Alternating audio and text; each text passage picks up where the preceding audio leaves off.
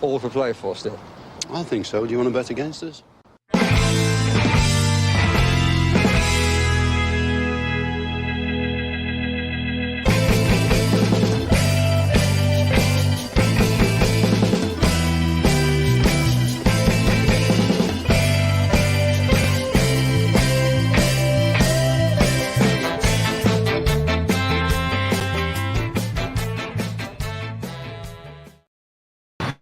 Hello, everybody, and welcome to For the Love of Paul McGrath podcast. I apologize for nothing, specifically in wearing this hat. Although I do apologize a small bit for wearing this hat because it's bloody freezing here tonight, and it's lashing rain outside as well.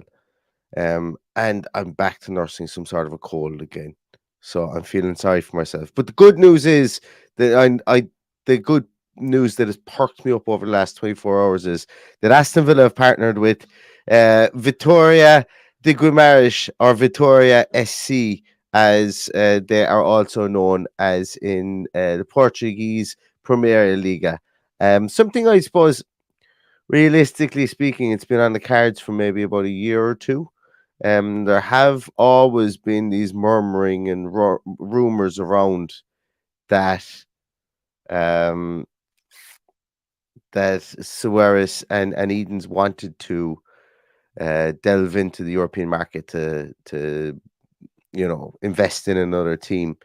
And we'll get on to it. We'll get on to my thoughts about it in a moment. I'm also going to divulge slightly as well into something else that I've seen recently, and yeah, I'll get into that in a moment as well. But Vitoria de Guimarães, as I've mentioned, they were founded in 1922. A long history within the Premier League, long history within Portuguese football.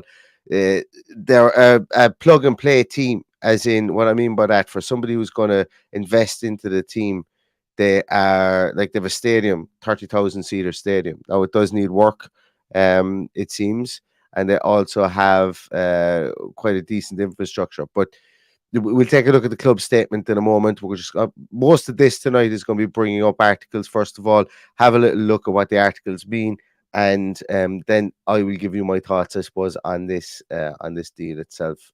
So with that, let's bring up a couple of articles because I think it's important to scan through the stratosphere or the media sphere and take a little look at what we have got. So first of all, I'm just going to bring up the club statement. Every one of you will have seen this yesterday. Broke last night, roughly around 9:30. That Aston Villa. Oh, I'm not sharing my screen. Sure, I'm not. Aston Villa can confirm the club's holding company V Sports has entered into a sale and purchase agreement to acquire 46% of the shares in Portuguese club Vitoria Sporting Club. The agreement, which requires ratification by members of Vitoria Sporting Club, signals an important step forward in the global expansion of V Sports portfolio. Formed in 1920-22, the Premier Liga side are an established top-flight club and have competed regularly in European football competitions, reaching the UEFA Cup quarter-final in 1987, and they also faced Villa in the same competition in 83.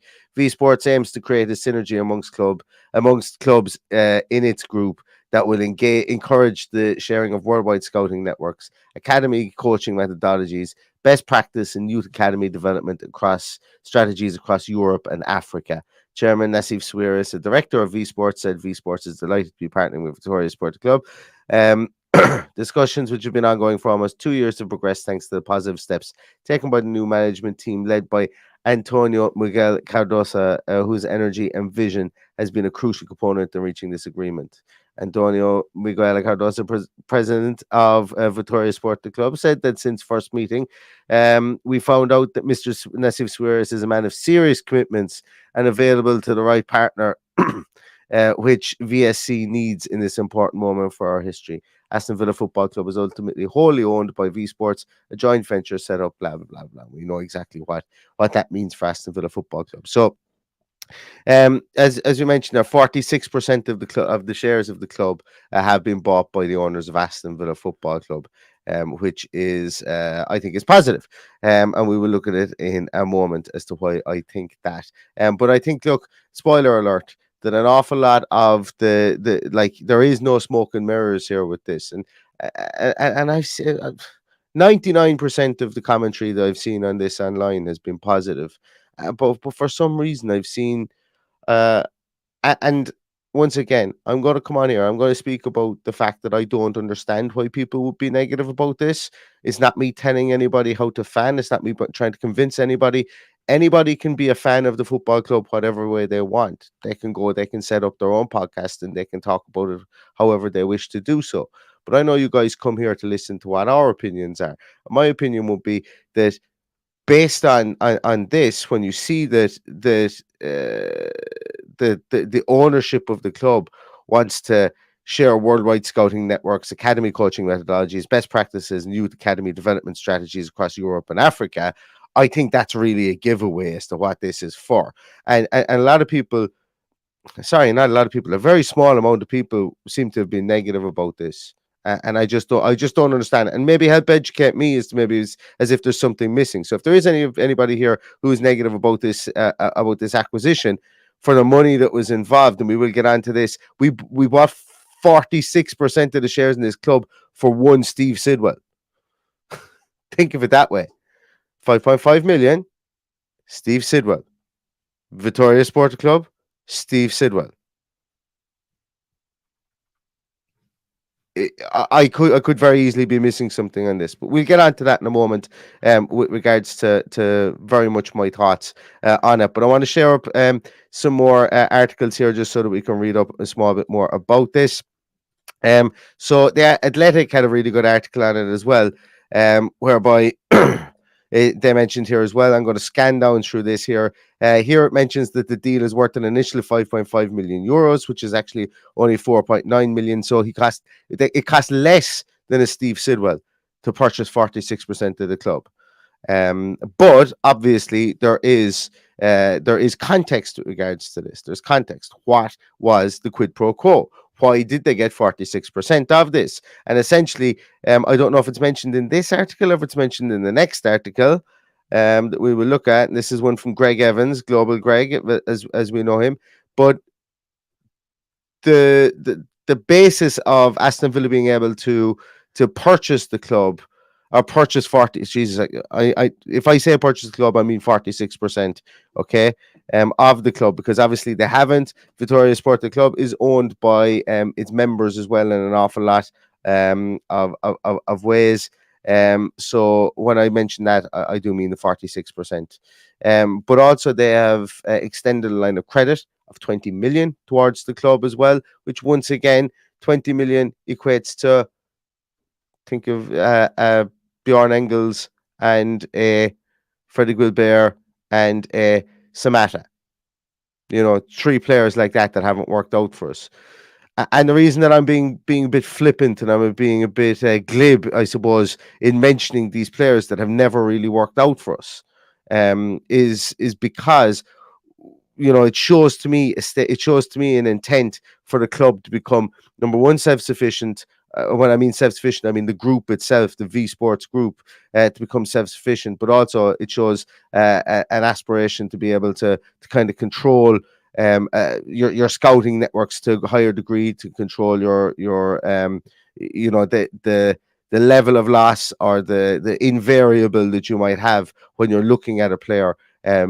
A small bit more when you've got more clubs with a greater reach and a greater ability to have players come in and play for that club in a different league or potentially European football, so that you aren't at a hypothetical with your numbers, that you can actually show your hypotheticals from your numbers along with actual play at higher levels and higher gradations when your younger players are coming through. So moving on here as well, there was a great article I thought here in the Ash Priest had oh, sorry there, guys, give me one moment and I will bring up this article. So Ashley Priest had another good article that I'm sure you've all read here as well. Just with regards to why a lot of this makes sense with Brexit in Brazil, expert explains why Aston Villa deal with Vitoria makes a lot of sense. And this is, you know, somebody that I have a lot of time for is Kieran Maguire. Kieran, if you're watching this podcast, which I highly doubt that you are. But if anybody here knows of Kieran Maguire and would be able to put me in contact with him, I have spoken to somebody who did know him previously, but I've heard nothing back. I would love to get Kieran Maguire on the podcast. As it says here, a football finance guru, but all around general guy with his head and his shoulders that talks sense about football as well. I'd love to get him on the podcast if anybody does know him. But as we go down through this here, we can see that, oh, Jesus. Pop-ups, pop-ups, pop-ups. Give me strength. But here we see that that this is good news for a number of reasons, including establishing strong links to talent. 5.5 million miles. 5.5 million. Jesus, it's late in the day. 5,500 miles away in Brazil. And the reason that I mention this as well is that I've been banging the drum for nearly 18 months now that Aston Villa need to be bolder within their strategy. A lot of clubs are doing it. Chelsea have gotten a steal with Andre Santos. He just like the standout player of the last the Common Ball under 20 tournament that John Duran didn't go on at the moment. They've got him for a steal.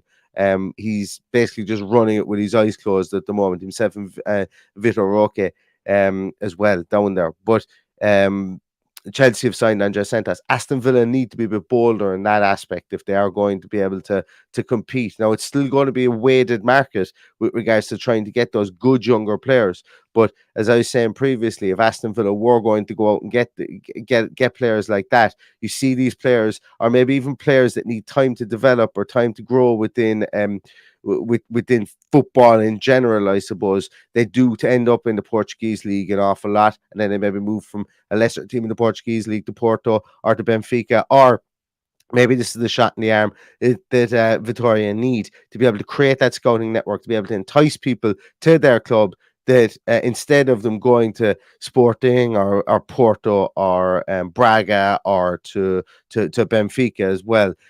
So I do think that there's a win-win situation here for Vitória de Guimarães, because I think it's going to be a situation whereby they're going to have a small bit more clout because of this investment that they've gotten as well, to maybe try and trouble the top four or make it a top five and entice one or two of those players over time.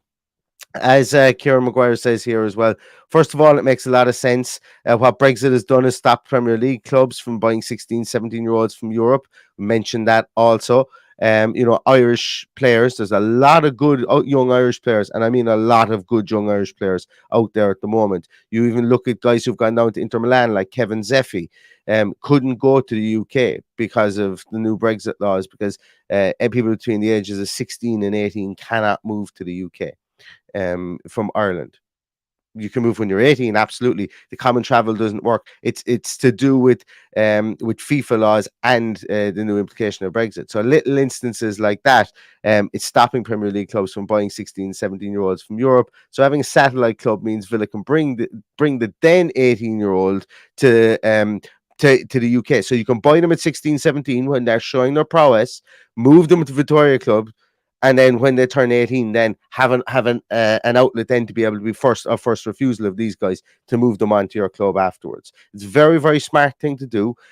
Chelsea have that arm to be able to do it at the moment with the likes of Vitesse Arnhem. Man City have the arm to do it at the moment with countless teams, but most namely Girona, that they can do it with at the moment. So why shouldn't Aston Villa have that opportunity? If you're going to play in the big team, play with the big boys, you need to be able to wade in the big boys pool, and doing the same things is, copying it's a copycat game. An awful lot, and how you do your recruitment is a copycat game within the Premier League, within all world football.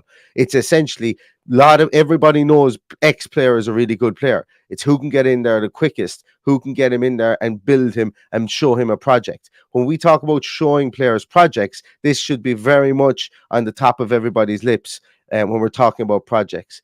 Building a grouping, that V Sports group could be an important branding piece for players, because you're going to want to bring players at every age. You're going to want to bring players at every kind of level through. And what I mean by that is you're going to maybe want to take a chance on somebody that might have a 40% or a 30% chance of making it in the Premier League, but you're still going to need to entice him to come in and say, okay, we're essentially going to need you to do another apprenticeship.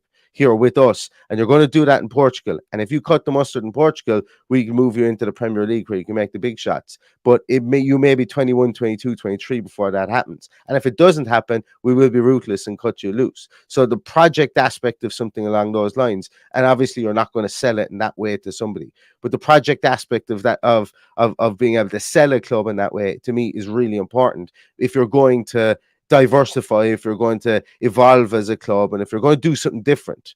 And when I say by do something different, do something different to the clubs around you. Maybe not do something different to the top clubs, because you want to copy those top clubs. You want to get yourself in a position to be able to do what they can do, and this it has the potential to allow us to do that. And I don't think that this will be the last venture into another football club that Mr. Swiris and Mr. Edens will make either. Obviously, we know the Las Vegas Villains are on their way down the pipeline at some stage. Hopefully that gets ratified. That's more of a money spinning thing. I think maybe that's another avenue to bring people up from South America. This could be an avenue for European footballers, and South American footballers, obviously, because we know the ties between Portugal and Brazil. But you're better looking at these things than looking for them, is what I'm saying. And the quicker we can get this kind of stuff up and running, the better it will be for Aston Villa Football Club. For the outlay of £4.9 million, €5.5 million, this is the greatest no-brainer that could absolutely happen to this club. Because if it doesn't work out, it doesn't work out. If it does work out, it could be very, very, very lucrative. That's just my thoughts on it there as well. Kieran Maguire goes on to say a lot of Premier League clubs have continued to moan about Brexit affecting the purchase of top young players in Europe, but the government have told to do one. The second thing is that Portugal is the best stepping stone to Brazil, given the language and cultural similarities. Having representation in Portugal will enhance Villa's dealings in Brazil, who, as we know, produce a good player or two.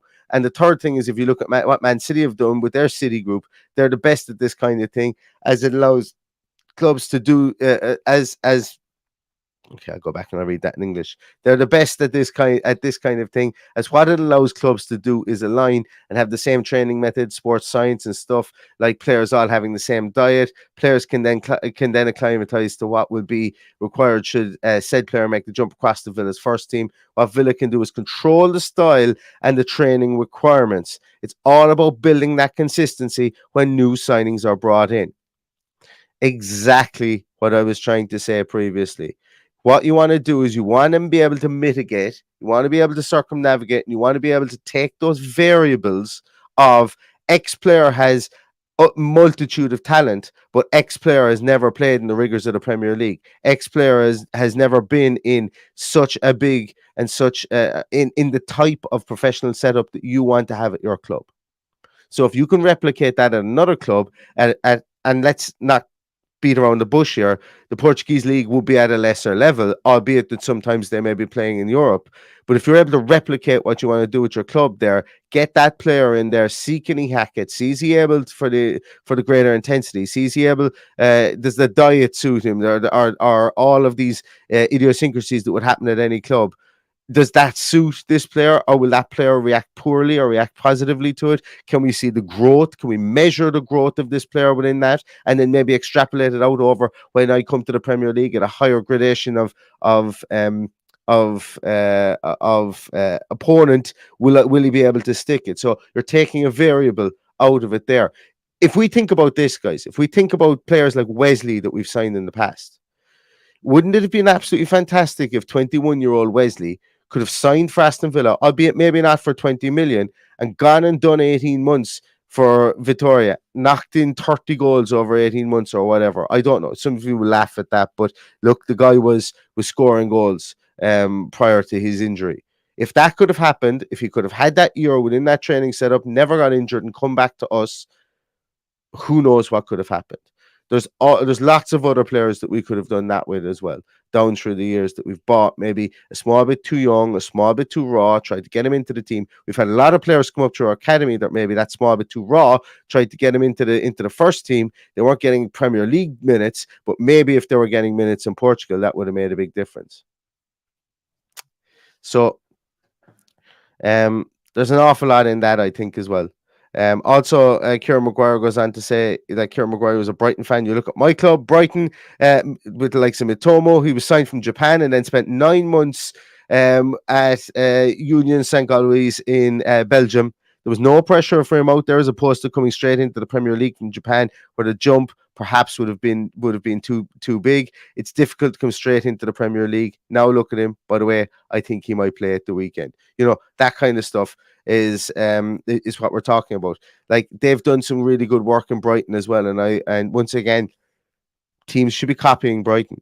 Brighton's outlay for the players that Brighton are bringing in, their strike rate is absolutely excellent with regards to recruitment. Absolutely excellent, and I don't think that's news to anybody that's the case. It's a copycat game. It really is a copycat game. And Aston Villa will get some young players in. They will sell them on for massive profit. And it's all about being able to keep that and get those players in, make sure that they can continue to grow within the structure. And then if we sell them on for massive profit, that's absolutely fine too, as long as we've got the conveyor belt going. Point in case, Cameron Archer, 21 years of age, banging in goals for Middlesbrough tonight. That's excellent. That loan is working out for Cameron Archer. We found the right club with the right setup, with the right tactic, with the right manager. Cameron Archer goes in there. I think this is his 6th game for them. He's going to have 3 goals after today. Conversely, if you were to put Cameron Archer and Louis Barry up against each other 2 years ago, everybody said that Louis Barry would moonwalk past him into the team. 2 years ago, Cameron Archer playing with Solihull Moors. Louis Barry, coming off the back of being with Barcelona, moving to Aston Villa, everything looked hunky-dory for him, set up. Louis Barry on his 4th loan. 3 previous haven't Swindon did kind of work out. 2 previous haven't really worked out. He's at Salford, and we hope that one works out. And what I'm getting at here is you've good young player, and you want him to start getting minutes, or at least have the opportunity to get minutes. But if you control the environment that you're putting him into, and that's why a loans manager is so important. That's why they get an Axe of this world, who it could be argued that maybe he hasn't gotten some of them right recently. I think last year he did a pretty decent job of the guys who've gone out and loan. Like, he's absolutely nailed the Finn Azaz, the last 2 Finn Azaz loans. Last year he nailed the 2 Ken Kessler-Hayden loans. This year it didn't go so well with him at Huddersfield, but being able to control that environment you're sending a young player into is really, really important. And this, in theory, will help that. I'm not saying that next year we see Louis Barry, Ken Kessler-Hayden, Tommy O'Reilly, Caden Young, Svinkles, Lamar Bogart all rocking up in the Premier League down for Vitoria. I'm not saying that. But what I'm saying is that if the opportunity is there, and if there's a mutual interest in the player, you have an opportunity to be able to do that. And as I say, I don't think this is going to be the last club that the Swears and the Edens will look to invest in as well. I'm going to take some of your comments, because I've spoken an awful lot about this tonight. And as well, guys, if you do like the podcast, please give us a thumbs up. And if you don't subscribe to the podcast, just click on the subscribe button, because it doesn't cost you anything, and you don't even have to click on the little bell thing beside it to get notified. But if you do want to be notified when we go live, click on the little bell, and it'll notify you when we go live. So that's really good. So I asked if Suleiman went there, didn't he? He did. He went there after a bit of a roundabout time after leaving Aston Villa, and he's actually out on loan in the Portuguese 2nd division at the moment at the age of 25. So I think Suleiman's career hasn't gone the way that we thought it would at Aston Villa. He was very prodigious, and there was talks of Bayern Munich even wanting to sign him at one stage, but I'm not quite sure what happened there.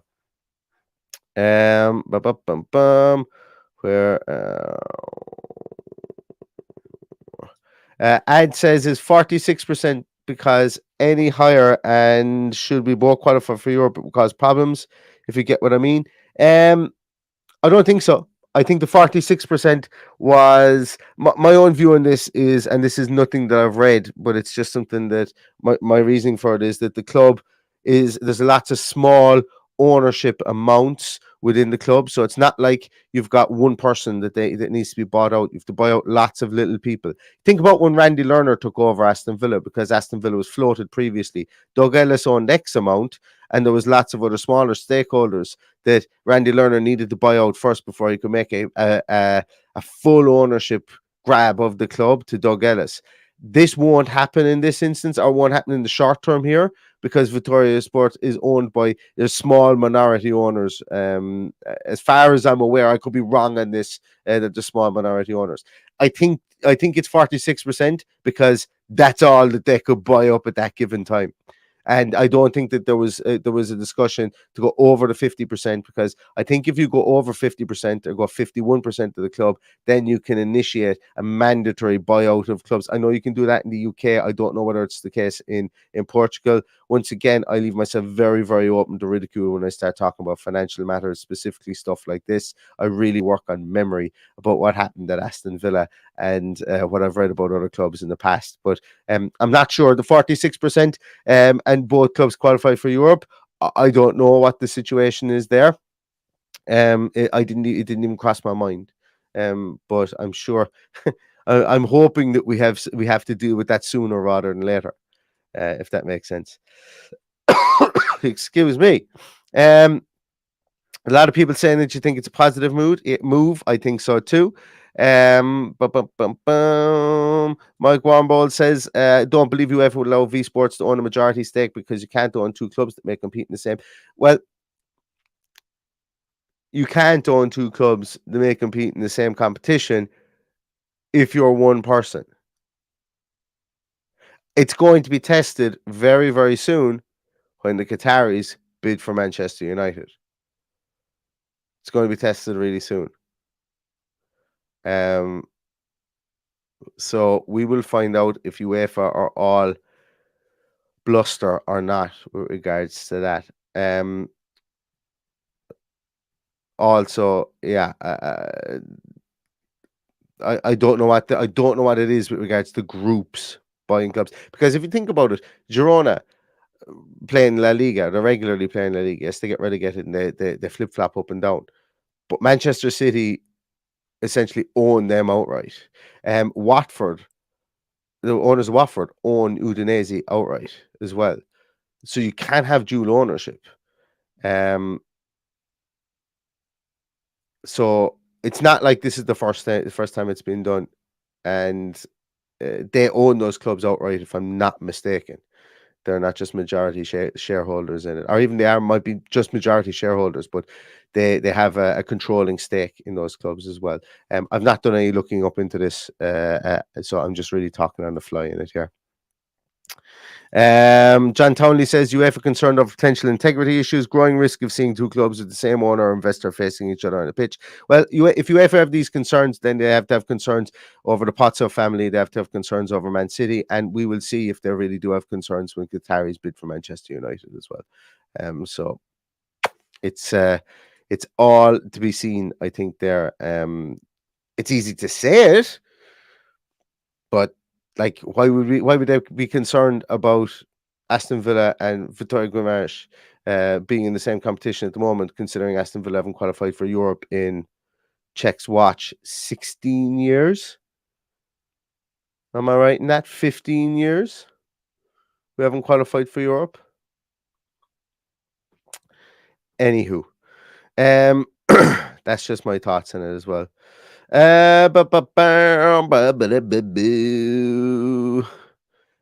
Hooker says no Irish teams starting with Vito. I gladly change Treaty United to Viti United and name them after that hair removal company, if it so means that Aston Villa buy them and set them up as a feeder club and sign up all the top Irish talent and have them play there, and then move them on to Aston Villa afterwards. I will gladly forfeit the name of my football club here in Ireland. Absolutely. Well, in fairness, I was going to say I gladly forfeit the name. Since I've been supporting them, they've been Limerick FC. I think they've been Limerick United. They've been Limerick 27. They've been Limerick back to Limerick. I think they've been Limerick City as well, and now they're Treaty United. So it's not like the name means much to me and to everybody in Limerick. The amount of names that club has had in the recent history, considering I'm only 37, and my memory of Limerick probably only stretches back about 30 years. So to have four names in 30 years, I gladly put a V at the start of it if it meant Aston Villa would buy them. Where else are we? Kuhua is asking Villa to buy Cove or Galway. No. Buy Treaty. Where else are we here? Tim is talking about that Louis Barry is an attitude problem. So I've heard. Can't confirm that. Can't deny that at all. I think it came out once or twice when he was with, like, moving on from Barcelona, but uh, by all accounts, Swindon fans absolutely loved him, and there was no issues with Billy Big Bollock syndrome when he moved there last season. So I don't know about that as well. Um, excuse me. Um, where else are we? Mm, Rookie Mistakes 0607 asks, what's my thoughts on Chelsea's policy of signing loads of young guys and loaning them out purely to make profit as a business and not play for the club itself? Possibly V Sports sustainable model. There will be an aspect of that. I don't want to mention the elephant in the room here, or the Cameron Archer in the room, should I say here. If Cameron Archer, like, let's just say Aston Villa go out and buy two strikers, it's like, what's not to say that if Aston Villa get an offer of 10 million for him in the summer, they don't sell him. That would keep an academy system going for quite a while. And I'm not advocating we do that. I'm not advocating we do that at all. Okay, I'm just saying that I think that model is more in place than people realize. Even if it is loaning them out to lower league teams and trying to get money from them, like Keenan Davis will get us money. And I think I think while he's not going, like while he had that barren spell for Aston Villa, his time at Watford, his time at Nottingham Forest will entice somebody to spend a couple of million on it. So while it's not to the scale of a Chelsea or whatever, I think that would always be the case, and there will be an element of that for sure. For one absolute 100%, there will be an element of that, regardless of what kind of academy system you have. There will be definitely an element of that, and I like it. I like it as well. Yeah, Hook SC once again. How did we forget the big bull in the room, the bull in the china shop? Red Bull owns loads of clubs already, and we see they've got Red Bull Salzburg and Red Bull Leipzig. The RB stands for Red Bull, just in case anybody didn't realize that. And they regularly, Salzburg and Leipzig regularly compete in UEFA competitions together.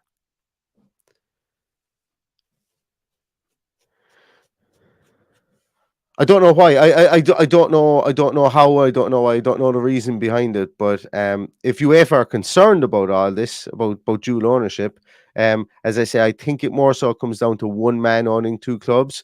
I think if a consortium or if a group owns the clubs and they've got different figureheads at each club, potentially that could be your circumnavigation, because Red Bull have written the book on it. However they do it, let's just copy them. As I said, football is a copycat game off the field. It's very much a copycat game off the field. And however Red Bull are doing it, let's just copy them and do exactly the same, because it's working for them. It's really working for them. And even at that, the Red Bull Salzburg, oh Jesus, Salzburg or Leipzig, whichever one of them have the Lifer Ping, however you pronounce it, team underneath them that basically just plays players under 19 in a proper big boys professional league in Austria. I think it's in the second division in Austria. They're doing a super job, because that's where all those young players learn their trade at 16, 17, 18, 19, and then they get brought through from there up to Salzburg, and then they get promoted from Salzburg, then potentially move from Salzburg onto Red Bull Leipzig like they used to previously, and so on and so forth, and keeping the money flowing between the clubs, keeping the academy system going for both clubs, and then excuse me, and trying to create the best players that you can possibly create.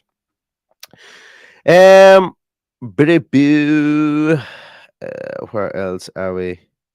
Mike Warmbo makes a good point here. Liga NOS is seventh largest league by coefficient, and a team in the top five if worth less than a league club. That's just insane to me. A League One club is just insane to me. Yeah, Mike, I think that the 5.5 or the 4.9 million pounds, I think that's kind of a quid pro quo. I think that's kind of a red herring for the shares.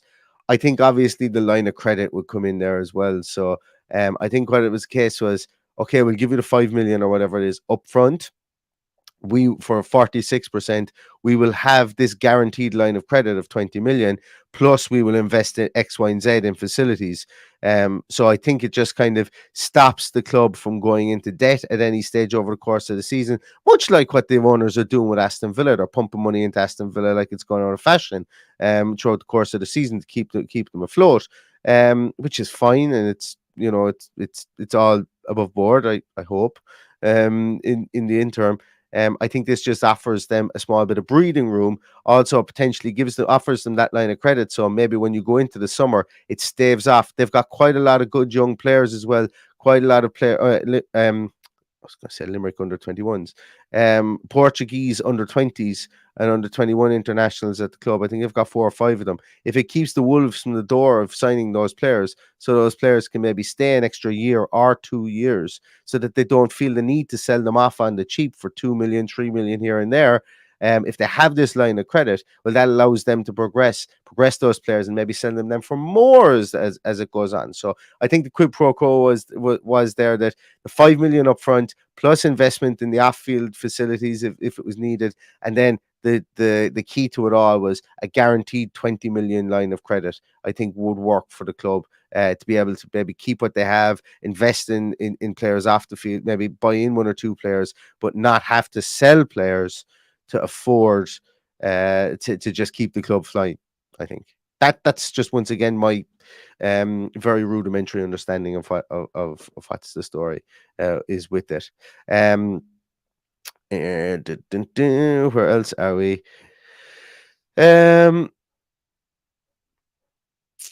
This is another good point by Rookie Mistake. City sell players with a low buyback clause. Prices is another option. The left back that went to Germany and they bought back for next to nothing and sold them on for massive profit. I can see so many options myself. Yeah, they're all the options there for creative accounting, I think. But once again, the more opportunities you have to be able to develop these players and get them visibility within a decent league, the better, because it's all well and good all of us turning around like back in the day. For any of you older fans that are there, I remember going on all the forums and everybody was raving about Stephen Cook. Everybody was raving about the 2 Gardners. Well, more so Gary Gardner. I know it was injuries, and sorry, I know I shouldn't mention their names in the podcast anymore because they've made their bed, they can go sleep in it. But people were raving about them at that underage level, and rightly so. Don't get me wrong. Gary Gardner was special at that level. Stephen Cook was special at that level. Knowing what we know now about right environments, right times, and right methodologies, having talents like that could be nurtured or get that visibility at a better teams, and not just have the likes of, okay, we're going to send him to Gillingham for 12 months. He's not really tearing it up because Gillingham have changed their manager twice in the last 12 months during that period of 12 months, and the manager brought in a load of 35-year-olds to stay in the league, and all of a sudden this young kid who needed time to grow has been left and has been basically thrown to the side and is only getting 10 minutes here and there. His value is not going anywhere. His opportunity cost is not going up either, from the fact that he's not getting any experience down there. And then when other teams come knocking on the door, they're looking at him and going, this lad has barely even played 1,000 minutes of football, and you're expecting us to pay 2.5 million for him? Now go scratch. And then before you know it, another year has gone off his contract because he's playing academy football back at Aston Villa at the age of 21, 22, and then his contract winds down, or Villa are left selling him for 250,000 and basically just recouping the training costs on him. So the more opportunities to flash at a higher level that players have, the more opportunities you will have for people to spend big money on them. And I hope that makes sense. And I hope, and it's not as simple as that, but, you know, as I say, the opportunity, once you have those opportunities, you know, you'll have more hits than you'll have misses, or you should have more hits than misses if things are done correctly. And there's no guarantee that we will do things correctly either. Right. Yes. Sorry. That's actually somebody I was thinking of there as well. Samuel Crothers and the 2 Moors as well. As Chris Cal mentions afterwards. Look, we've had lots of talent. We've had people who've come into the club and have supposed to be able to kick on, and we haven't been able to give them the opportunities. this is a potential to give opportunities. And while I'm not saying that we will send 10 players to Vitória de Guimarães next year to all on loan, that's not going to happen. If one goes, that's probably all I would expect. But still, it's an opportunity, and it's an opportunity then for us to learn from how they scout in South America, so we don't make mistakes in South America as well. Because there are some fine players down there. I keep on, guys, I'm telling you, go look up a player by the name of Marcus Leonardo. If he doesn't move for 20, 30 million in the next 12 months, I don't know. He's just out. He's just amazing, Marcus Leonardo. But no one has bitten on him yet, and everybody's talking about Vitor Roque at the minute because of the great tournament he's had. Marcus Leonardo will be a star, I think. And watch this. Watch this come back and bite me in the arse. But anyway, I think I'm going to wrap it up at that, guys. Overall, I think that this is a very, very positive, very, very positive thing for Aston Villa. I think it shows that the club is beginning to kind of, roll up their sleeves and get the off-field infrastructure. Yes, we didn't spend in the transfer market. Absolutely. Was that going to be? Is that a miss? Time will tell. So far, it looks like we needed at least 2 players. That's fine. Completely different argument. Off-field infrastructure. This club, this sports group, this ownership, this board are getting it pretty much smack on off the field at the minute. And what I mean by that is the inner city academy, the new North Stand, linking up with clubs. We're doing things at a grown-up level. We're doing things that will try and future-proof, create more income, and create more buzz and more visibility for this club on a world level. And if this Las Vegas Villains comes true, well, then there you go. You've got access to the biggest, to one of the most money-hungry towns in all of the world. And it's going to have villains at the end of the name, which is going to be part of the V Sports Group, which is also going to drive people back to Aston Villa. And it's a global game right now, and you need people pulling money from everywhere in the world. So I like this. I don't get the doom and gloom. I don't get the jokes, the jokes I've seen on Twitter about who's going to be whose feeder club. I don't get any of that stuff. As I say, I'm not going to go into some of the negativity I've seen on Twitter. I've made a resolution recently. There's an awful lot of doom spraying going on about a lot of things in this world, and Aston Villa is going to be my area where I go to try and find the chinks of light of positivity from here on in. And as I say, that's just going to be the philosophy of the podcast from here. Yes, there'll be times we'll bitch and we'll moan and we'll give out, but we'll wake up next morning with the smiley disposition and be back again. And I think that this is going to put us all in smiley disposition, this partnership, and I hope that there's a couple of more of them to come. So this is only going to be a 10-minute podcast, and as you can see, I kept it bang on 10 minutes. So thanks very much, everybody, for watching. Thanks very much, everybody, for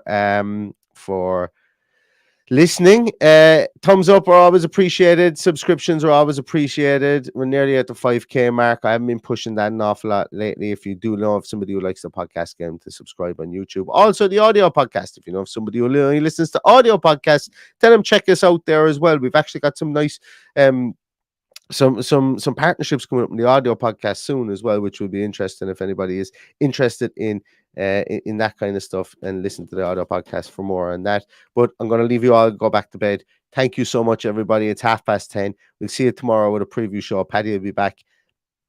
Preview show for Arsenal, and we'll be back with Team Sheet Tantrum and a post-match on Saturday as well. So thanks very much for watching. And all that's left to say, everybody, is stay safe, stay healthy, and as always, up the Villa.